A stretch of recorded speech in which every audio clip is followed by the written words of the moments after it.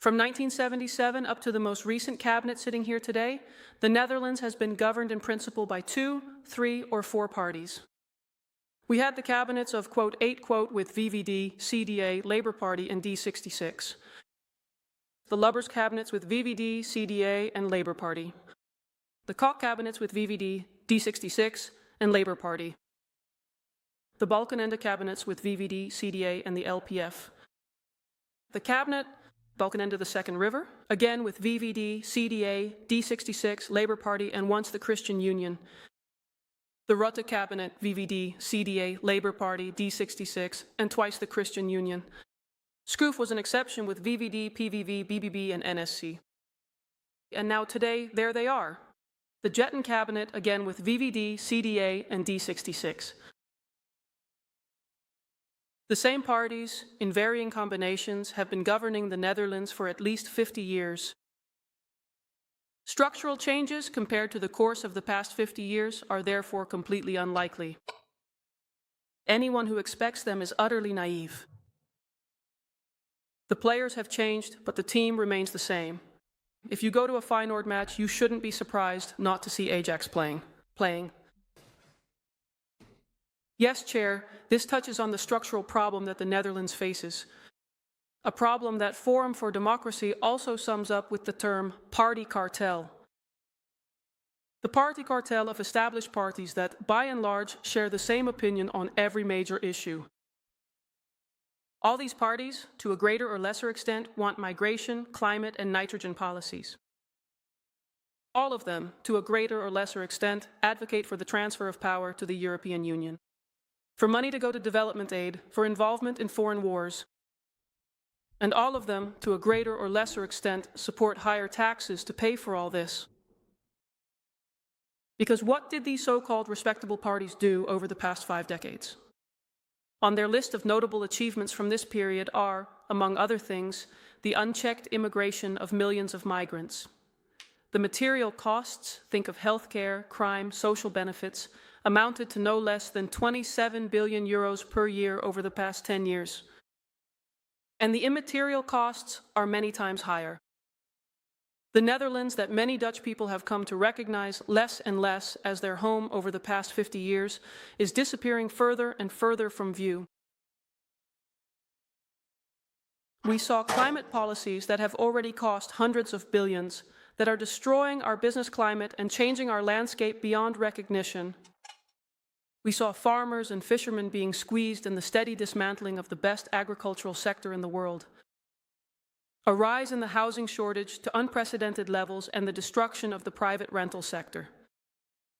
And in the wake of all this, a significant impoverishment of average households. For example, someone who could buy a house in 1990 for 4 times the average salary, now, 35 years later, has to pay at least 10 times the average salary for it. And Madam Chair, the Jetten cabinet is continuing to accelerate this irresponsible course. In the coalition agreement, we read the following. Mass immigration continues unabated. We remain committed to international asylum treaties. The Distribution Act remains in place, and there is not a single word about re-immigration. We are getting a so-called freedom contribution, an Orwellian term for a war tax. This year, 3 billion euros. From 2027, even 5 billion euros. That is 600 euros per household. Per year. The nitrogen targets are laid down by law. If they are not met, there may be cuts to phosphate and livestock rights. Reduction of the livestock population and 2.7 billion for buying out farmers, plus another 17 billion for additional measures. The deductible will rise to 460 euros and even to 520 euros in 2030. In general, taxes will continue to increase for households and businesses. For example, income tax on the first 2 brackets will increase by almost 1 percentage point. Everything is becoming more expensive to finance this cabinet's ridiculous plans. The wind turbine parks and heat pumps as part of the energy transition, the billions to Ukraine and the arms industry, the reception, care, and housing of immigrants and their descendants. Not only asylum seekers in reception centers, but also status holders who are given housing. and grandchildren, of immigrants who make greater use of healthcare, receive benefits more often, commit more criminal offenses, and so on. And why, Chairman? Why is all this happening? Because this cabinet, just like the previous cabinets of the past 50 years, is gripped by an ideology of oikophobia, of self-hatred, because it is not the safety of our own women and girls and of our entire population that comes first, but the economic desires of people who want to come here from all over the world. And I can't blame those people for it, Chairman, but it is not in our interest to give in to their wishes. And so it is the task of the people in this room to say no, not the opportunities for our own children, to find a home and start a family. That is not at the top of the priority list. But the housing of hundreds of thousands of foreigners who have no connection to our country and have only come here because our facilities are better than those in Italy or Poland. Instead of dealing with our nature and economy in a realistic, healthy way, our rulers are under the spell of an incomprehensible aversion to all forms of human growth and progress. An aversion that manifests itself in the absurd belief that humans have a subtle influence on the global climate, and that farmers are destroying nature. Instead of giving trust to entrepreneurs, teachers, doctors and nurses, freelancers, and all those other professions that keep the Netherlands running, they are overwhelmed on all sides with rules, inspections, and taxes that stifle every form of creativity in society. Instead of protecting and strengthening national democracy by introducing binding referendums, the mandate of us as representatives of the people is being transferred without hesitation to anonymous bureaucrats in the offices of Brussels, who do not understand the Netherlands, do not represent it, and therefore make decisions that can never be in the Dutch interest. The Dutch interest, Chairman, that is ultimately the core. That should be our first priority. But the plans of this cabinet show that even this new team considers the interests of others to be more important. That self-hatred prevails. Forum for Democracy counters that with love for the Netherlands. I love this country with every fiber of my being, and every day I find it appalling to see what is being done to her. Every day it deeply saddens me to see how her future is being broken. And together with everyone in our party, I will do everything in my power to turn the tide. Because the good news is that the current course is ultimately a choice, and Forum for Democracy offers different choices in response. First and foremost, we want a structural saving of 50 billion per year in government spending by stopping mass immigration and encouraging returns. Revenue? About 25 billion euros a year? It is possible. For example, Hungary chooses not to implement European rules and not to accommodate asylum seekers. For this, they pay a penalty of 1 million euros per day. But 365 million euros a year pales in comparison to 25 billion euros that immigration now costs us every year. By stopping all climate and nitrogen policies, also about 25 billion euros a year. By cutting all contributions to development cooperation and to international organizations, such as the EU and many others, and by no longer sending contributions to NGOs. By reducing the size and operating costs of the national government and its institutions by at least 3% per year. The minimum 50 billion euros that will be freed up, Chair, can then be invested in tax cuts for hard-working Dutch people and in new major projects.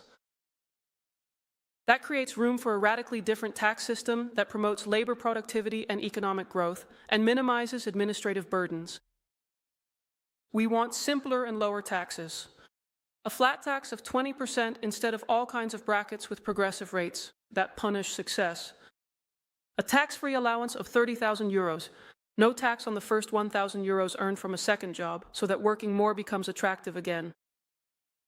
Lower the VAT rate, the higher rate to 19% and the lower rate to 6%.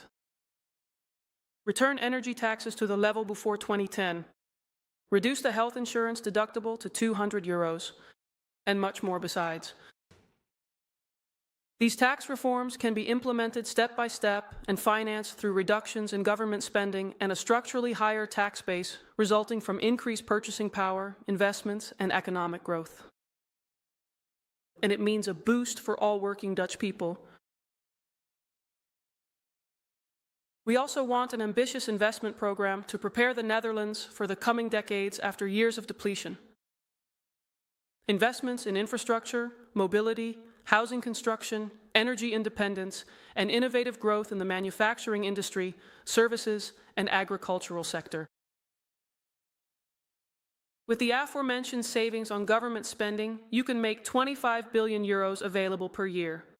A selection of the possibilities, Chair. A drop in the ocean.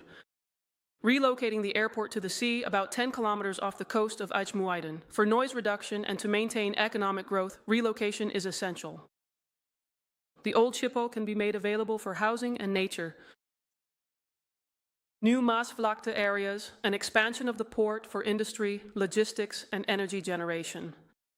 A boost for mobility, not only in the form of necessary maintenance and tunnels and railways, bridges and locks, but also, for example, the construction of new and the widening of existing national highways, strengthening the manufacturing industry through a boost for SMEs by specifically reducing taxes and regulatory pressure, and restoring trust in entrepreneurs.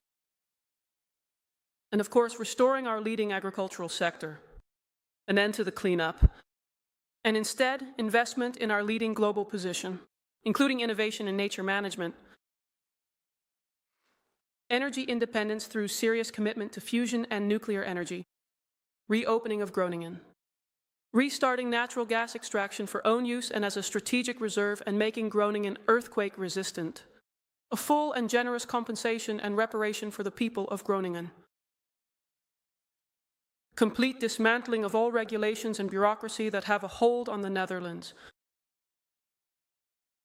The priorities are clear, Chairman. This cabinet chooses demolition, chooses to get rid of us, chooses everything and everyone in the world except the Dutch people. Forum for Democracy chooses creativity and growth, chooses Dutch interests, chooses the future of our children and grandchildren. We will closely monitor and critically assess the new cabinet. Where there is common ground, you can of course count on our support. Where we differ in opinion, and that will usually be the case, we will conduct fierce opposition.